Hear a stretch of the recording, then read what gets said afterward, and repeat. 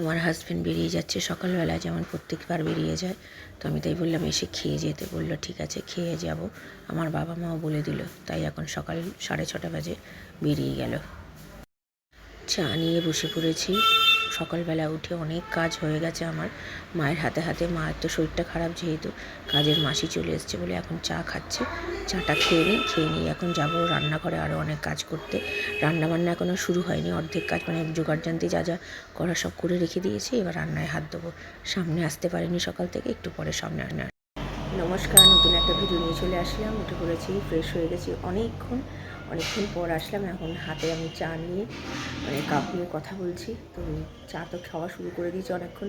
মোটামুটি কাজ ওইদিকে গোছানো হয়ে গেছে। আগেও বললাম শুনতে গেলে 8টা 15 বাজে মাসি কাজ করে গেলে তারপরে রান্নায় হাত দেওয়া যাবে। মা গেছে বাথরুমে স্নান করতে। এসে মা তো একটু টুকটাক পুজো আছে করবে না, যেহেতু করবে না, যা যতটুকু আছে ততটুকু করবে, বাকি সব ভাই করবে। তো আমার হাজব্যান্ড তো চলে গেছে, বলেছি দুপুরবেলায় এসে খেয়ে যেতে। ছেলে এখনও ওঠেনি, এই যে ছেলে শুয়ে আছে। তো ছেলে আমি উঠবে একটু পরে, ও তুলবো, এখন তুলে লাভ নেই। মায়ের হাতে হাতে কাজগুলো করে নিই। আজকে একটু রান্নার চাপ তো আছেই। আজকে অনেক রকম পদের রান্না যেহেতু হবে, তাও তো অনেক কিছু বাদ দেওয়া হয়ে গেছে। অনেক বছর ধরেই মা বাদ দিয়ে দিয়েছে, কারণ কি খাবার লোক কম প্রথমত কথা। তো সেই জন্য অত রান্না করেই বা কী হবে। ওই আসার মধ্যে একটু আমার ছেলে আসবে, মামিদের পাঠিয়ে দেবো, আর আমার কাকিমার সামনে থাকে, কাকিমাদেরকে দেওয়া হবে। এছাড়া এমনি আর কাউকে বেশি কিছু বলাও হয় না। আর মা আগে হতো বড় করে, কিন্তু যতদিন আমার মায়ের একটু শরীরটা খারাপ হয়ে গেছে, তারপর থেকে বন্ধ করে দেওয়া হয়েছে। তো ঠিক আছে, চলুন আপাতত রান্না কী করবো না করবো অবশ্যই আপনাদের সাথে শেয়ার করবো। সকাল থেকে আমি আপনাদের সাথে শেয়ার করতে পারিনি, খুব চাপ ছিল। তো চলুন আমি আবার পরে আসছি। মায়ের রান্না শুরু করে দিয়েছে, দেখতেই পাচ্ছেন। এখানে খিচুড়ি করা আগে স্টার্ট করে দিয়েছে, আর ওইদিকে পায়েস করার জন্য দুধটা ঢেলে রেখেছি, পায়েস করা হবে। সব মোটামুটি নুন হলুদ মাখানো হয়ে গেছে ভাজাতে। আর এই নিচে ছোলার ডাল আছে, ছোলার ডালটা সেদ্ধ করতে বসাবো। এঁচোড়টাও সেদ্ধ হয়ে গেছে, আর এগুলো সব ধোয়াধুয়ি হয়ে গেছে, এবার রান্না বসাবো। তো মা এখানে আগে খিচুড়িটা করতে যেমন চালে ডালে যেমন হয় সেরকম ডালটাকে ভেজে নিয়ে, আর এখানে এর জন্য পায়েসের জন্য গুঁড়ো করে নিয়েছি চিনি আর ছোটো এলাচ। এখানে সেদ্ধ হয়ে গেছে আমাদের চাল ডালটা।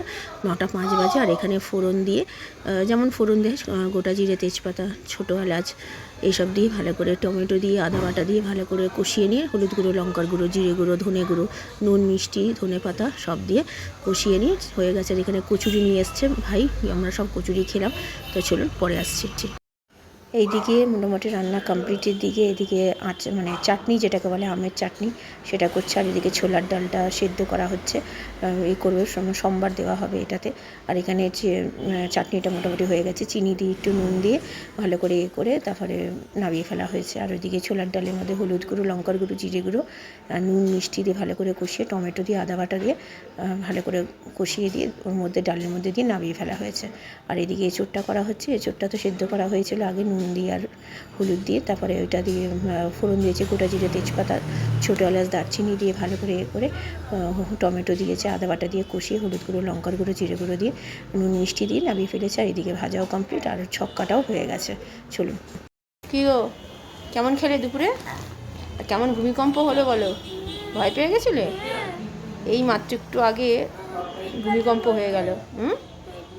ওই যে সকালবেলা উঠে আজকে যে দুধ খাওনি বিস্কুট খাওনি, এই জন্য বলেছিলাম তাড়াতাড়ি করে ওঠে, আবার এরম করে বদমাশি। চলুন রান্নাবান্না সব কমপ্লিট, এবার খাওয়া দাওয়া করবো। আমার হাজব্যান্ড আসবে এক্ষুনি, তো আমি আবার পরে আসছি। ঠাকুরের যখন পুজোর জোগাড়জান্তি করবো তখন আসছি। হ্যাঁ, খাবারটা অবশ্যই দেখাবো, আপনাদের সাথে শেয়ার করবো। চলুন। খাবার দিতে চলে এসেছি দুপুরের। আমার হাজব্যান্ডও চলে এসছে, ওর তো লুচি খেয়ে গেল, একটু অল্প করে খিচুড়ি খেয়ে লুচি মোটামুটি সব রকমই খেয়েছে। আর এখানে সব খাবারগুলো বাড়া আছে, ঠাকুরের খাবারটাও তোলা আছে, আমিও খেয়ে নেবো। নিয়ে তারপরে আমি ঠাকুরের যা কাজ আছে সেগুলো করব। আমি যদি উপোস করি না, আমার ভাই করছে। তো ভাই অনেক খাবার ওরকমভাবে একদম নির্জলা করতে পারবে না, তাই ও একটু টুকটাক কিছু খেয়ে নিয়ে তারপরে ও পুজো করছে। কারণ কি আমার মায়ের যেহেতু এবার শরীর খারাপ, সেই জন্য এই ডিসিশানটা নেওয়া হয়েছে, আর কিছু করার নেই। কোটাকুটি করতে চলে এসেছি, ঠাকুরের ফল টলগুলো কেটে নিচ্ছি। রান্নাবান্না কমপ্লিট হয়ে গেছে। মায়ের তো শরীরটা খারাপ, সেই জন্য মা তো কিছু করতে পারছে না, মা শুয়েই আছে। ডাক্তার দেখিয়েছে যেহেতু গতকাল, তো তার জন্য মায়ের ওষুধ দিয়েছে। আমার মা সারাদিন পুরো ঘুমিয়ে যাচ্ছে। তো যাই হোক, মাকে আর ডাকেনি, যতটুকু মা সকালেটুকু হেল্প করেছে, বাকিটা আমি আর ভাই মিলেই করেছি। আর বাবা তো হাঁটুর ব্যথার জন্য করতে পারে না, সে তো জানেন। তো ছেলেও এখানে অনেক হেল্প করে দিয়েছে আমাদের। না, ও যদি না করতো অনেকটাই অসুবিধা হয়ে যেত, কারণ কি আমি আর ভাই একা হাতে এইদিকে করছে, ও জল টলগুলো দেওয়া অনেক কাজ করে দিয়েছে। যাই হোক, এখানে কোটাকুটি হয়ে গেছে। ভাই ওইদিকে মালা টালাগুলো পরাচ্ছে, দুব্বগুলো বেঁচে রাখছি, ঠাকুরকে দেওয়া হবে। একটু আওয়াজ হচ্ছে, একটু অ্যাডজাস্ট করে নেবেন, কারণ কি আমি বাড়ি যেখানে আমার একদম পাশেই মেন রোড, তো সেই জন্য আওয়াজটা ভীষণ জোরে জোরে হয়। তো চলুন, এইদিকে করে এগুলো হয়ে গিয়ে ঠাকুরের পুজো করতে বসবে। মা এখনও শুয়ে আছে, বাবা মায়ের পাশেই বসে আছে। কি করবে, বাবারও তো পায়ের হাঁটুর অবস্থা খারাপ। তো চলুন, এদিকে হয়ে গেছে, পরে আসছি। এদিকে মাকে একটু রেখে নিয়ে আসলাম, এসে একটু বসালাম। মায়ের শরীরটা আগের থেকে একটু ফ্রেশ লাগছে, যেহেতু ঘুমিয়েছে ভালো। আর ভাই পুজো করতে বসছে, এই ফার্স্ট টাইম ভাই পুজো করবে। এর আগে কখনোই ও পুজো করেনি, এমনি টুকটাক ঘরের পুজো করেছে। বাট মা এত বড় এই বাড়ির এই পুজোটা তো বছরে একবার হয়, তো ওইটাও ভাই করলো। আর ওইদিকে সব বসে আছে, মামার ছেলেও এসছে। আমার ছেলে তো মামার ছেলেকে পেয়ে একদম পুরো ওখানে গিয়ে জমে গেছে, আর কোনো কাজ করছে না। তখন তার আগে অবধি প্রচুর কাজ করেছে। তো যাই হোক, এদিকে পুজো শেষের দিকে একটু ভালো করেই তুললাম। তো মাকে একটু সুস্থ, ভগবানকে তাই বলছি যাতে সুস্থ হয়ে যায়। মায়ের যে শরীরটা খারাপ সেটা একটু ঠিক হয়ে গেলে, মানে বাড়ির যে মালকিন সেই যদি খারাপ হয়ে থাকে শরীর, তার কি ভালো লাগে বলুন না। মন এত খারাপ, মা তাই বলছে কদিন আরও 2 দিন থেকে যায়, কারণ কি আমি থাকলে মায়ের একটু সুরাহা হয়, কি একটু রান্নাবান্নাগুলো করি, নাহলে তো ঠিক আছে। এখানে আরতি হয়েছে, আরতিটা আপনাদেরকেও শেয়ার করলাম। তো চলুন, পুজো কমপ্লিট, তো আমি আবার পরে আসছি। কি রে, লাইটটা জ্বললে বলে তাকালি? কেমন আছিস বল?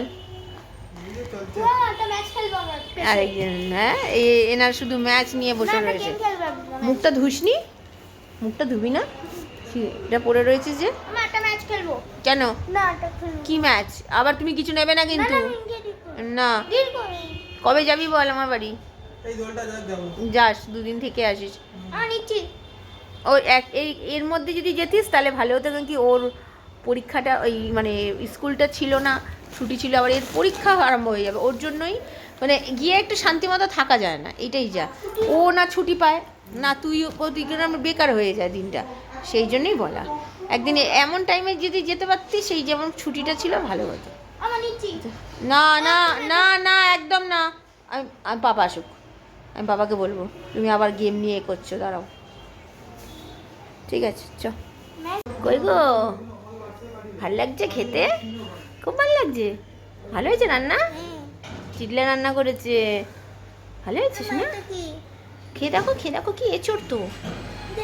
হ্যাঁ হ্যাঁ, এই মা তুমি এঁচড় খাও তো? আচ্ছা ঠিক আছে, রেখে দাও, আমি খেয়ে নেবো।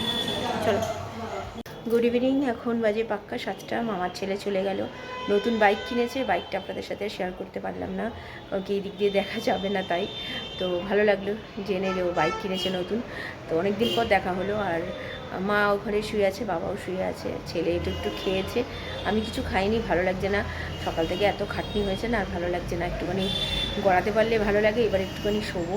আমার হাজব্যান্ডও সেই দুপুরবেলা খেয়ে গেছে, আর রাত্রিবেলা যেমন আসবে, তাও তো আজকে বলে দুপুরবেলা আনাতে পেরেছি। আমার বাবা মা অনেকবার করে বলেছে, তাই এসে খাওয়া দাওয়া করে গেছে। তো এই হচ্ছে ব্যাপার। তো আজকে দিনটা বেশ ভালোই কাটলো। মায়ের জন্য একটু মনটা খারাপ, কারণ মায়ের শরীরটা সত্যিই খুব খারাপ। মা তাই বলছে থাকতে, বারবার ধরে বলছে। আমি এখন জানি না কতটা কি থাকতে পারবো। গাড়ির আওয়াজ হচ্ছে, বুঝতেই পারছেন, একদম মেন রোডের পাশেই আমাদের যেহেতু ফ্ল্যাটটা, তার জন্য তো একটু অ্যাডজাস্ট করে নেবেন। কটা দিন একটু অসুবিধা হবে, কিছু করার নেই। দেখি এখন আমার হাজব্যান্ডের সাথে কথা বলি, কি বলে আমার হাজব্যান্ড, কবে বাড়ি যাই না যাই। আমার ইচ্ছে তো আছে সোমবার যাওয়ার, এখন যেহেতু মঙ্গলবারে পুজো আছে ঘরেতে। এখন আমার মা বলছে ঘরে, মানে আমাদের মঙ্গলবারেও পুজো আছে এবার ঘরেতে, তো মায়ের পক্ষে সম্ভব না সেটা করা। তো তার জন্যই মা বলছে থাকতে। এখন দেখা যাক কী বলে আমার হাজব্যান্ড। সব কিছু তো আমার একার উপর ডিসিশানে হবে না, তো দুজনে মিলে ডিসিশান নিতে হবে। তো দেখা যাক কী হয়। তো চলুন এখন একটু রেস্ট নিই, আমি পরে আবার আসছি। নিয়েছি এই যে পায়েস আর লুচি, আমার ছেলে দিল, আমার ভাই বেড়ে দিল। আমার ছেলে লুচি দিল, ভাই পায়েস বেড়ে দিল। তো চলুন একটু খাই, খিদে পাচ্ছে এখন। তো আমি আবার পরে আসছি। বাবা, রাত্রিরে খাওয়া দাওয়া কমপ্লিট হয়ে গেছে। আমি আর রাত্রিরে আমার ছেলেকে যখন একটু লুচি খাওয়াচ্ছিলাম, তো সেই থেকে একটা লুচি খেয়েছিলাম, 1.5খানা মতো লুচি খেয়েছিলাম। তো আর সন্ধেবেলা তখন দেখালাম না যে একটুখানি পায়েস দিয়ে লুচি খাচ্ছি, ওই আমার পেট পুরো ভর্তি হয়ে গেছে, আর আমি কিছু খাবো না। আমার হাজব্যান্ড চলে এসছে, এসে ও এই যে আমার হাজব্যান্ড চলে এসছে, এসে খাওয়া দাওয়া কমপ্লিট করে নিলেও এবার শুয়ে পড়বো। মায়ের তো শরীরটা ভালো না, আগেই বলেছি। তো দেখা যাক, কালকে আমার হাজব্যান্ড বলছে না একটু এখানে জলের যদি কোনো প্রবলেম থাকতেই পারে, মানে অনেক সময় হয়ে থাকে, তো ব্যারেল একটা নিয়ে এসে রাখবে, ব্যারেলটা দরকার। আমার বাবার তো পায়ের যে অবস্থা, আমার বাবা তো পারবে না, সেটা আমার হাজব্যান্ডকেই করতে হবে। আর মায়ের শরীরটা খারাপ যতদিন, ততদিন একটুখানি আমি থাকবো, এখন যাবো না আমি।